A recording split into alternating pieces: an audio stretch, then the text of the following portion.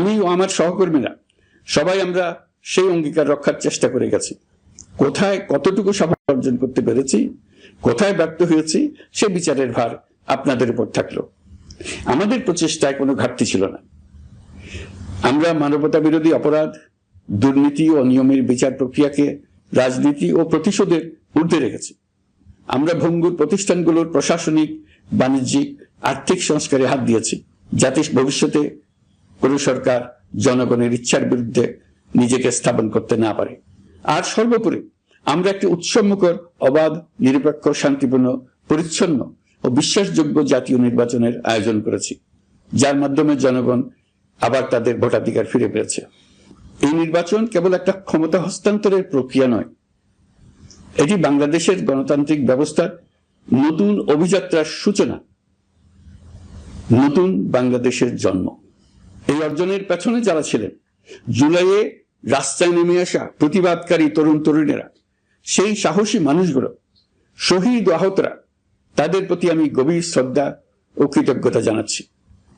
তাদের অভূতপূর্ব ত্যাগ ছাড়া এই পরিবর্তন সম্ভব হতো না। এই প্রক্রিয়া সফল করতে দেশের আবালবৃদ্ধ বনিতা সকলেই সহযোগিতা করেছেন। প্রাতিষ্ঠানিক দিক থেকে দেশের রাজনৈতিক দলসমূহ, নির্বাচন কমিশন, সকল আইন শৃঙ্খলা বাহিনী, সশস্ত্র বাহিনী, সরকারি কর্মকর্তা কর্মচারী ও প্রশাসনের প্রতিটি স্তরের সদস্যরা আন্তরিক সহযোগিতা করেছেন। আপনাদের প্রতি আমার আন্তরিক কৃতজ্ঞতা রইল।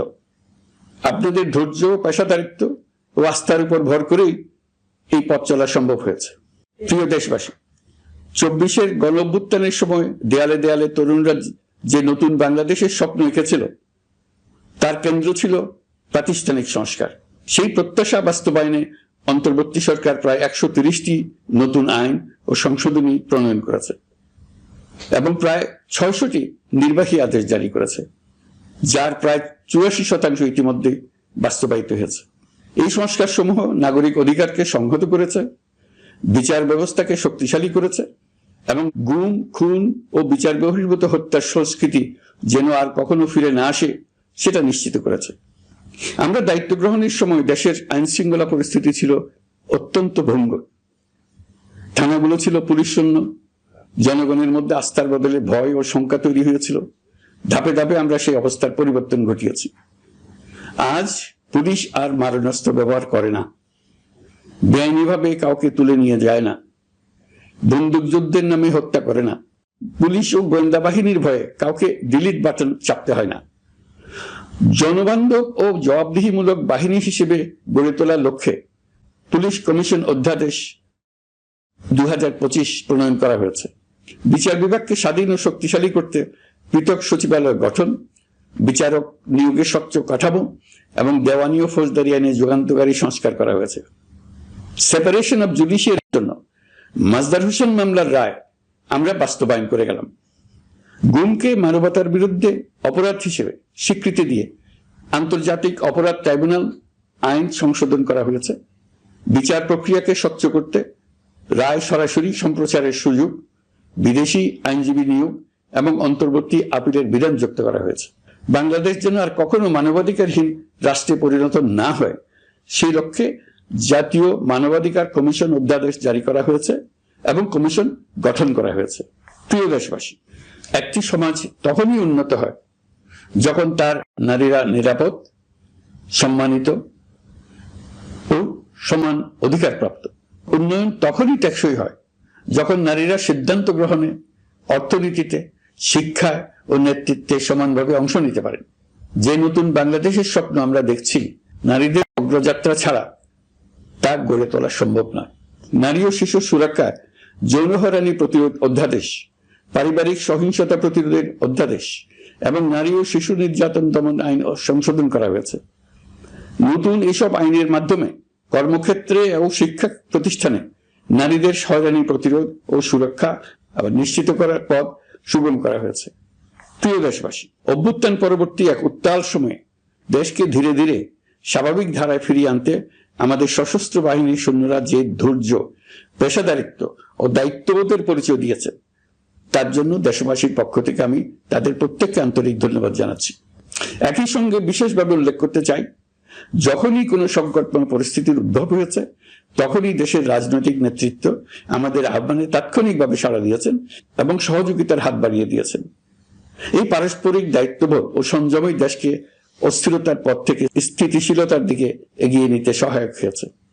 স্বৈরাচারের 16 বছরে এই দেশের রাজনৈতিক নেতাকর্মীরা যে ভয়াবহ নিপীড়ন, মামলা, হামলা, গুম ও হত্যার শিকার হয়েছেন তা আমাদের জাতির জন্য এক গভীর বেদনাদায়ক শিক্ষা। এই অভিজ্ঞতা আমাদের স্মরণ করিয়ে দেয় যাতে ভবিষ্যতে আর কখনো কোনো জালেম মাথাচাড়া দিয়ে উঠতে না পারে, যেন আর কখনো ফেসিবাদ প্রতিষ্ঠিত না হয়, শত শত আইনাঘর সৃষ্টি না হয়, বিচার বহির্ভূত হত্যা ফিরে না আসে। সেই জন্য কেবল রাজনৈতিক অঙ্গীকারই যথেষ্ট নয়, প্রয়োজন ন্যায় বিচার নিশ্চিত করার লক্ষ্যে বিচার ব্যবস্থা ও রাষ্ট্রীয় কাঠামোর মৌলিক ও গভীর সংস্কার। এই উপলব্ধি থেকেই অন্তর্বর্তী সরকার তার সংস্কার কর্মসূচিকে সর্বোচ্চ অগ্রাধিকার দিয়েছে। প্রিয় দেশবাসী, ফ্যাসিস্ট সরকারের 16 বছরের নিপীড়ন ও জুলাইয়ের রক্তাক্ত স্মৃতি এখনো আমাদের মাঝে তাজা হয়ে আছে। যারা ভয়াবহ নিপীড়ন ও নির্যাতন চালিয়েছে তাদের বিচার করা এবং যেন আর কেউ এ ধরনের দুঃশাসন কায়েম করতে না পারে সেটা নিশ্চিত করা আমাদের গুরু দায়িত্ব। বিচার একটা চলমান প্রক্রিয়া। একাধিক ট্রাইব্যুনাল বর্তমানে সক্রিয়ভাবে কাজ করছে। ইতিমধ্যে একাধিক মামলার রায় ঘোষণা হয়েছে। আন্তর্জাতিক অপরাধ ট্রাইব্যুনালে ফেসিবাদের সময় দেশে যে গুমের সংস্কৃতি গড়ে উঠেছিল সেই ভয়াবহ মানবাধিকার লঙ্ঘনের বিচারও শুরু হয়েছে।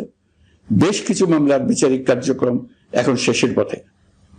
আমরা আশা করছি আগামী দিনগুলোতেও বিচারিক প্রক্রিয়া অত্যন্ত নিরপেক্ষ ও স্বচ্ছতার সঙ্গে এগিয়ে যাবে। প্রিয় দেশবাসী, অন্তর্বর্তী সরকারের সবচেয়ে বড় অর্জন জুলাই সনদ, যার ভিত্তিতে গণভোটে বিপুল সংখ্যাগরিষ্ঠতা তা বাস্তবায়নের সিদ্ধান্ত দিয়েছে দেশের মানুষ। জুলাই সনদের বাস্তবায়ন হলে ফেসিবাদ ফিরে আসার পথগুলো চিরতরে বন্ধ হয়ে যাবে। আশা করব এটা নির্ধারিত সময়ের সীমার মধ্যেই বাস্তবায়ন হবে। অন্তর্বর্তী সরকারের ছোট বড় ভালো মন্দ অনেক কথা ভুলে গেলেও জুলাই সনদের কথা জাতি কখনো ভুলবে না। এই সনদ রচনা এবং গণভোটে পাশ করানোর জন্য আমি সকল রাজনৈতিক দল, সামাজিক সংগঠন, অধিকার রক্ষা প্রতিষ্ঠান যারা অক্লান্ত পরিশ্রম করেছে তাদের সবাইকে আজ অভিনন্দন জানাচ্ছি। এই নির্বাচনে প্রথমবারের মতো প্রবাসীদের ভোট দেওয়ার সুযোগ সৃষ্টি করা হয়েছে।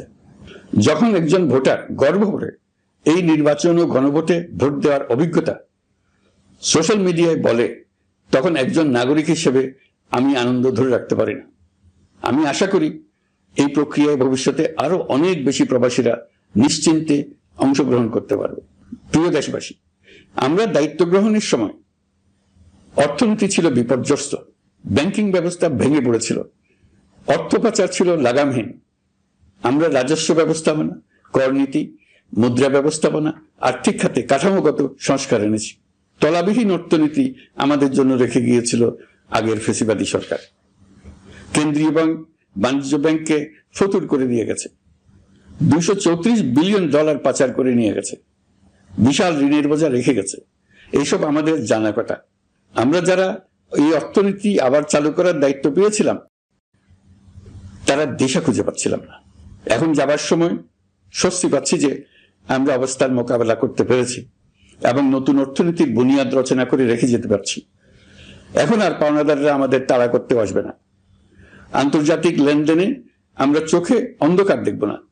আমাদের রিজার্ভের পরিমাণ এখন $34 বিলিয়ন। আমাদের দেশপ্রেমিক প্রবাসী ভাই বোনদের রেমিটেন্সের টাকায় এই রিজার্ভ ক্রমেই বাড়ছে। নিত্য প্রয়োজনীয় পণ্যের দাম নিয়ন্ত্রণে সরবরাহ বৃদ্ধি করা হয়েছে। টিসিবির কার্যক্রম সম্প্রসারিত হয়েছে। বাজার তদারকি ও মজুতদারির বিরুদ্ধে কঠোর ব্যবস্থা নেওয়া হয়েছে।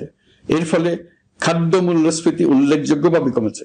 শ্রমিক অধিকারকে মানবাধিকারের অংশ হিসেবে বিবেচনা করে আন্তর্জাতিক শ্রম সংস্থার গুরুত্বপূর্ণ কনভেনশন সমূহ অনুসমর্থন করা হয়েছে, যা কর্মক্ষেত্রে শ্রমিকের নিরাপত্তা ও মর্যাদা নিশ্চিত করবে। যুগান্তকারী নতুন শ্রম আইন প্রণয়ন করা হয়েছে। প্রবাসীরা আমাদের অর্থনীতির প্রাণশক্তি। তাদের সুরক্ষা ও কল্যাণে আইন সংশোধন, বিদেশে আইনি সহায়তা, নতুন শ্রম চুক্তি এবং দক্ষতা উন্নয়ন প্রকল্প গ্রহণ করা হয়েছে। বন্দর ব্যবস্থাপনা ও বিনিয়োগ কাঠামোতে আমূল সংস্কারের মাধ্যমে ইউরোপীয় সর্ববৃহৎ বিনিয়োগ সহ একাধিক কৌশলগত প্রকল্প এগিয়েছে।